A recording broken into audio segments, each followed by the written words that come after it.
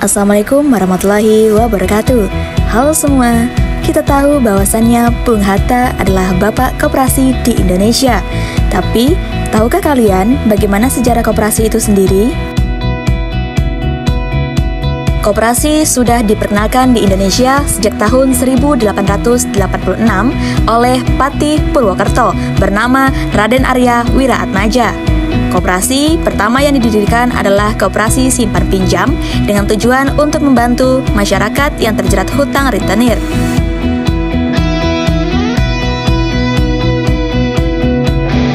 Koperasi tersebut kemudian berkembang menjadi Hub and Spar Bank yang sekarang kita kenal sebagai Bank Rakyat Indonesia atau BRI. Lalu berkembang lagi menjadi Hub Spark and Landbau Credit Bank yang berfokus pada sektor pertanian.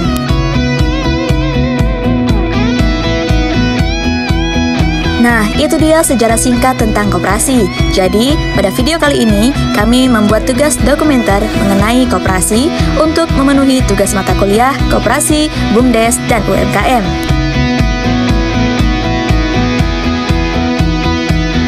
Kami mendatangi Dinas Koperasi dan UKM yang berlokasikan di Jalan Danau Aji, Kelurahan Melayu, Kecamatan Tenggarong, Kabupaten Kutai Kartanegara.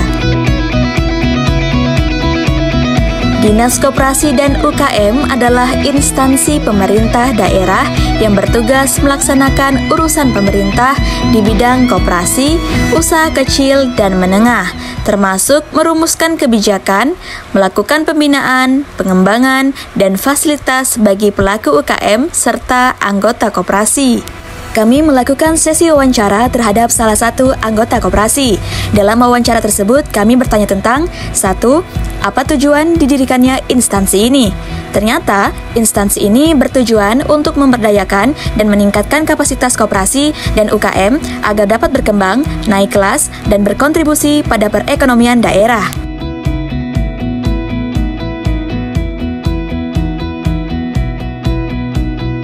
Pertanyaan kedua, apa yang menjadi pembeda paling mendasar antara koperasi dengan badan usaha yang lain? Ternyata, koperasi bertujuan mensejahterakan anggota melalui usaha bersama, sedangkan badan usaha lain umumnya bertujuan mencari keuntungan maksimal.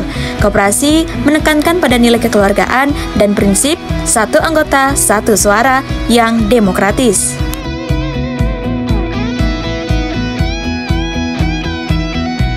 Pertanyaan ketiga, apa saja tantangan yang sering dihadapi anggota koperasi? Tantangan yang sering dihadapi anggota koperasi meliputi partisipasi anggota yang rendah, keterbatasan modal, manajemen yang kurang proporsional, serta persaingan dengan badan usaha lain. Pertanyaan kelima, mengingat koperasi sangat bergantung pada partisipasi anggota, bagaimana koperasi ini mengelola risiko keuangan, risiko operasional, dan risiko kredit? Nah, cara mereka mengatasi risiko-risiko tersebut adalah yang pertama, membangun cadangan dana. Yang kedua, mengendalikan biaya operasional. Yang ketiga, menerapkan anggaran yang ketat. Yang keempat, diversifikasi portofolio. Yang kelima, meningkatkan transparansi.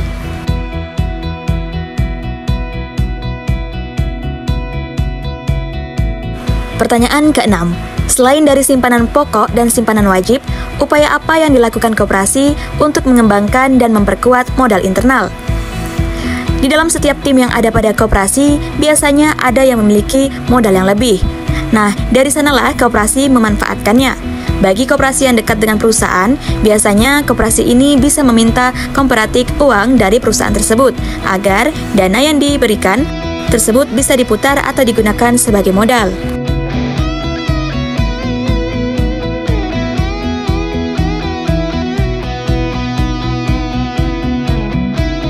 Pertanyaan ketujuh, apakah ada isu regenerasi pengurus atau anggota di koperasi ini? Program atau inisiatif apa yang diterapkan untuk menarik generasi muda agar mau terlibat, aktif, dan menjadi pengurus di masa depan?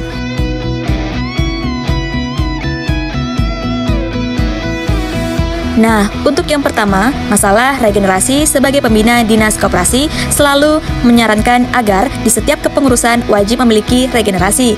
Contohnya, 1 periode habis pada saat ada dilakukan pemilihan di rapat anggota tahunan. Dipesankan kepada pengurus dan calon anggota pemilihan tersebut bahwa yang akan dicalonkan calon pengurus dan calon pengawas jangan semuanya orang tua, namun wajib ada 1 yang muda.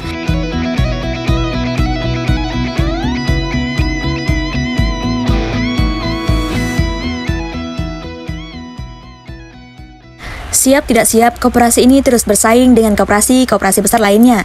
Jadi, kalau anak muda tidak mau menyesuaikan diri, maka akan jauh tertinggal. Jadi, salah satu cara koperasi ini berkembang yaitu dengan regenerasi.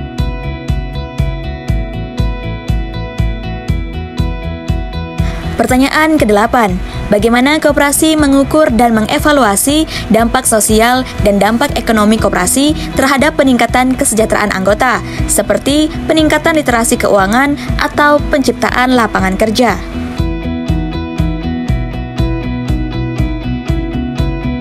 Nah, koperasi mengukur dan mengevaluasi dampak sosial dan ekonomi terhadap kesejahteraan anggota dengan memadukan metode kuantitatif dan kualitatif. Proses ini melibatkan identifikasi indikator kunci, pengumpulan data, analisis, dan penyajian laporan yang transparan.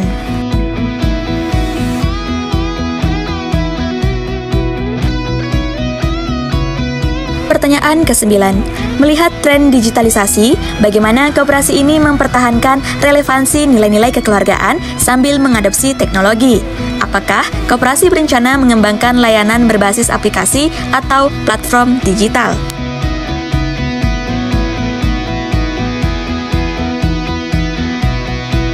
Dan pihak koperasi pun menjawab, ya, sangat besar kemungkinannya koperasi berencana mengembangkan layanan berbasis aplikasi atau platform digital. Ini bukan lagi pilihan, melainkan kebutuhan untuk meningkatkan efisiensi, jangkauan, dan daya saing. Banyak koperasi di Indonesia, terutama koperasi simpan pinjam dan koperasi serba usaha, sudah mulai mengadopsi atau bekerjasama dengan penyedia platform.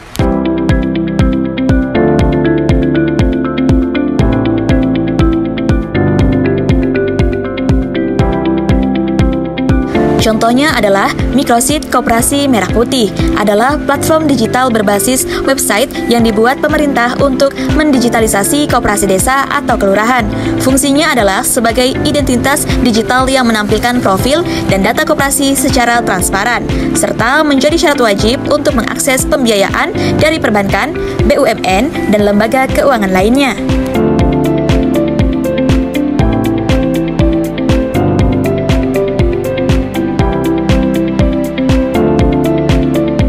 Pertanyaan ke-10, apa yang membuat koperasi dan UKM ini saling terlibat? Nah, peran koperasi bagi UKM sangat penting karena koperasi menyediakan akses permodalan, membantu pemasaran produk ke pasar yang lebih luas, memberikan pelatihan, dan meningkatkan kualitas, serta memperkuat jaringan dan kolaborasi antar pelaku UKM.